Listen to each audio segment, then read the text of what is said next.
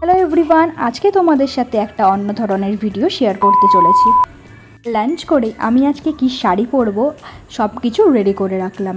তো তারপর দেখলাম আমার বান্ধবীও চলে এসছে, ও নিজের হাতে এই সমস্ত কিছু বানিয়েছে। আর আমি কী কী জুয়েলারি পরবো সেগুলো একটু রেডি করে রাখলাম। তারপর মেকআপটা স্টার্ট করে দিলাম, যেহেতু বাড়িতেই আছি তাই একদমই সিম্পল মেকআপ করছি। আর আমার বান্ধবী বললো আমার আই মেকআপটা করে দেবে। আর এখানে আমরা একটু ইয়ার্কি ছাপলামি মারছি। শাড়ি পরে দিয়েছি 5 জন দেখছিলাম তো কেমন পরে ভালো লাগছে।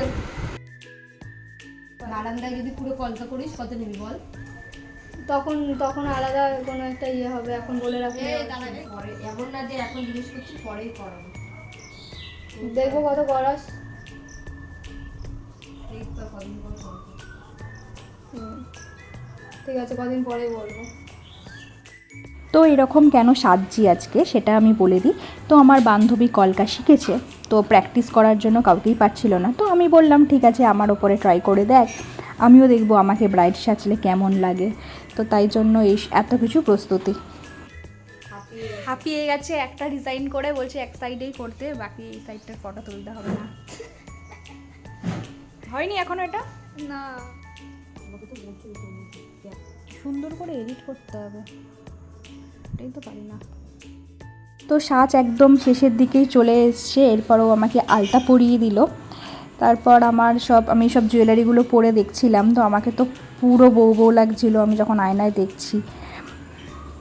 তো এবার সাজগোজ হয়ে গেছে, এবার আমি একটা বান্ধবীকে ফোন করলাম, তারপর আরেকজনকে ফোন করলাম যে আমরা বিয়ে করছি না কেন নিয়ে ও সব থেকে বেশি চিন্তিত। তাই ওকে আমি ফোন করে আমরা ইয়ার্কি মারছিলাম যে দেখ আমি বিয়ে করতে যাচ্ছি। তো ও বললো খুব ভালো হয়েছে। এরপর আমার দিদাকেও আমরা দেখিয়ে নিলাম সাজটা, তারপর মধুকেও কল করে দেখিয়ে নিলাম। তো সবাই দেখে অবাক হয়ে যাচ্ছে।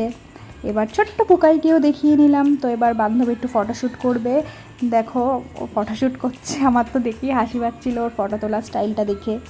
আমি আরও বেশ কিছু ভিডিও তুলে নিচ্ছি। আর দেখো আমি যে ওড়নাটা পরেছি সেটা কিন্তু আমার অন্নপ্রাশনের ওড়না।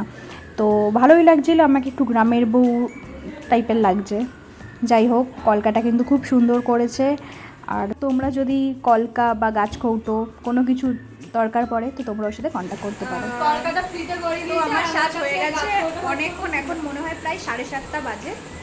আমি কখন 4টে 4:30 থেকে স্টার্ট করেছে, তো অনেকক্ষণ আগেই আমাদের সাজ হয়ে গেছে।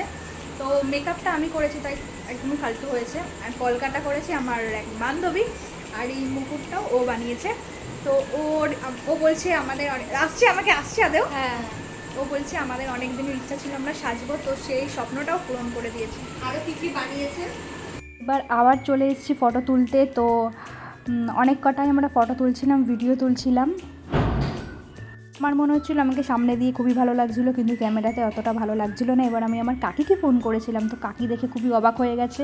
এবার বলছে কলকাতা এই প্রবলেম সেটা।